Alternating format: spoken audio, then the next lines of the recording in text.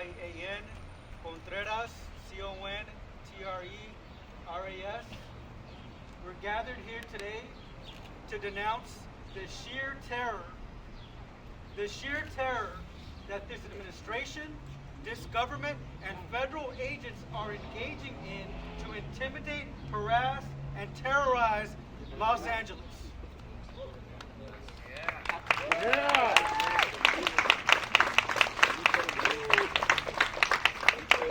The conduct of these federal agents is completely inexcusable. Completely. We have a family peacefully traveling in Los Angeles. A husband, a wife, 2 minor children, carrying on with their day, and all of a sudden they are rammed, boxed in, guns drawn, and then hit with chemical agents.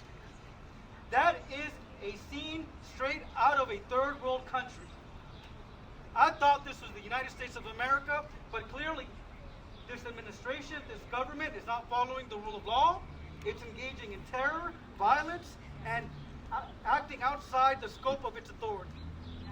Shame! Shame!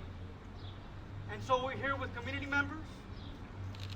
We're here with organizers. And me, myself, I plan on suing the federal government. That's right. Yeah. Federal agents and these individuals involved for their unlawful, unconstitutional conduct that they engage in when they harmed this family, physically, mentally, and they also harmed this community. And so we're here saying that we're going to stand up, we're going to fight back lawfully through the courts, through our First Amendment rights, and through organizing. Thank you.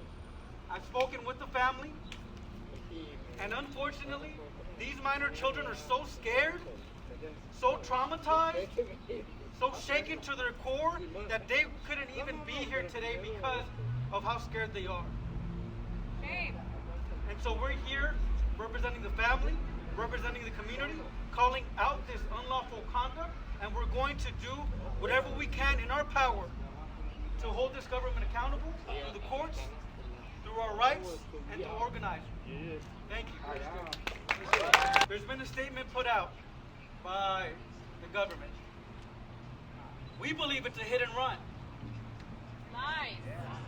We believe the federal government engaged in the hit and run when they boxed in, attacked this family, left the scene, and in fact, LAPD was investigating this as a hit and run. In response, the federal government said, oh, this person allegedly punched a federal agent. Nice. Is there any truth to that? Is there any video? Is there any proof? Or are we relying on the word of a government who is attacking its own people on its own soil? And so because this government has deployed troops within its own soil, it cannot be trusted.